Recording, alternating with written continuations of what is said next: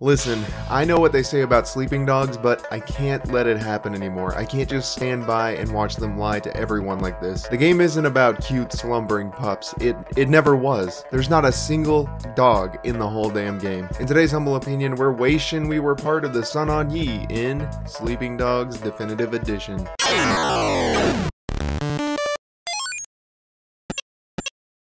Sleeping Dogs isn't the most popular game in the world, but of the people who have played it, 9 out of 10 will tell you that it's positively flawless. The combat is gratifying, the driving is smooth, and the story is an absolute masterpiece. It's a fan favorite, and everyone has a positive air of nostalgia surrounding this title. So what more can I really add to its praise besides, what the absolute hell are you guys talking about? I honestly don't understand why it gets as much praise as it does, and I don't mean from a lack of trying. I went into playing it excited because of how well received it is, and expected at the very least to have an enjoyable experience. Every time some flaw reared its ugly head, I stuck it out and waited for it to ramp up to expectations. I swallowed back every frustration and gave it the benefit of the doubt until 20 hours later, the game was over. I have a few hypotheses for why this might be. Maybe I'm just accustomed to the polish of more contemporary or better funded titles. Maybe it's because I'm dealing with the definitive edition, which claims to have attempted making beneficial tweaks to the very elements I struggled with, and those tweaks actually make the game worse compared to the version everyone loves. I can't say for sure, but what I can tell you is that my experience was absolutely abysmal.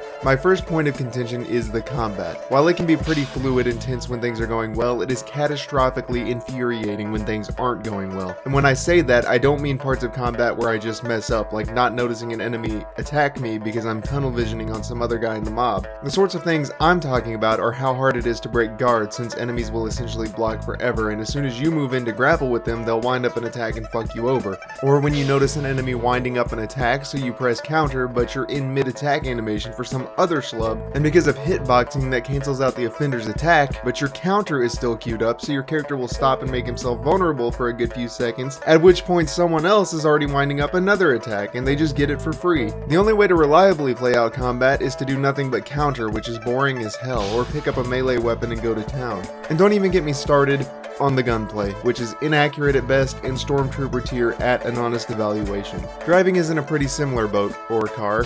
When you're under no pressure whatsoever and have the right vehicle, it's fine, nothing to write home about, but you can manage as long as you can tolerate the stupid AI of citizen drivers. The moment you're in a race or a mission, however, you're immediately privy to all of its shortcomings, like how all of your competitors can slam into walls all day long, but the second you graze the side of a sidewalk, you're rocketed 5 miles past the Earth's stratosphere. That's hyperbole. I didn't record all 20 hours of the game, so I don't have that particular instance, but I was hitting the edge of sidewalks virtually parallel to me and leaping into the air perpendicular to my original position. I think that might just be the geometry of the game in general though, because sometimes Wei Shin himself will get hung up on a ledge 2 inches tall instead of just walking over it. Back to the driving, any mission with a drug bust or an action hijack made me want to die. For the drug bust, it was because they gave me a police vehicle that would not turn in any useful way. Take a turn too fast and your car will turn in the direction you need to go, but you'll not move in that direction, and you will, however, go flying into property and rack up some sweet property damage that will royally screw up your score at the end. Take it slow and you practically have to stop to make the turn safely. Combine that with the piece of shit careening at every 90-degree angle that he comes across, and you can see why I want to rip my hair out. With the action hijacks, it was probably because I'm using the keyboard and mouse and my hands are on WASD and the mouse. You gotta press Q and wait for the icon to turn green so you can press Q again, and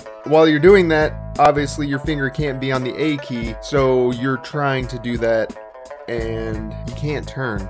You just can't turn. So if the car turns and it hasn't turned green yet, you just don't get to do it. You just get to smash into traffic. Isn't that fun gameplay? The game's saving grace is its narrative. Usually when a game tackles morality, it presents it in a very direct binary. You can either give the puppy a treat and walk away, or you can smash its head in with a baseball bat and take it home to feed to your children. With Sleeping Dogs, it's different. Wei Shin is an undercover cop infiltrating the ranks of the Sun On Yee and struggles with understanding himself when caught between these two worlds. He's an officer of the law at heart, but he also develops loyalty to various members of the gang at various points in the game. It's an interesting psychological back and forth, and it shows. The characters are all well developed and the acting is superb. It even opens up a rich variety of missions for both sides. One mission you're breaking up a street race and the other will have you participating. You get to experience the best of both worlds. It's not necessarily going to impress you enough to compel you to play it, but it is a neat and unique take on storytelling. Normally you can find Sleeping Dogs Definitive Edition on the Steam store for $29.99. $4.99, which I cannot recommend. It plays more like an older title that you might find for around $15 or less. The lowest that it's ever been on sale is $4.49, at which point I actually would recommend picking it up, if only to experience the story. If you've never played the game and you had your head filled with all sorts of expectations, trust me when I say to wait for it to be on sale. The cheaper you get it, the more the issues will feel tolerable. Sleeping Dogs earns a 6 out of 10 in gameplay, but most of that goodness comes from the story and the interesting ideas that are able to be expressed because of it. If you took the story out, I'd say it's closer to a 4, but to do so would admittedly be an injustice. If you can overlook those frustrating encounters with the mechanics that you'll be dealing with for 100% of the game, you'll find the world to be beautifully crafted with loads of detail, even if the map itself isn't well suited to driving. The action is insane, and it's a great blend of spectacle and depth that could conceivably keep you hooked for hours, and the DLC that comes loaded into it has even more interesting ideas and a tongue-in-cheek sort of tone. They're not perfect either, but the entertainment value is certainly there. Thank you everyone for watching, and thank you to United Front Games for putting all of the effort into making this game. I want to say that I enjoyed it, but I didn't enjoy playing it. You know what I mean? It's conceptually, it's a really interesting game, but mechanically, I did not enjoy it whatsoever, and I would try to focus on that a little more.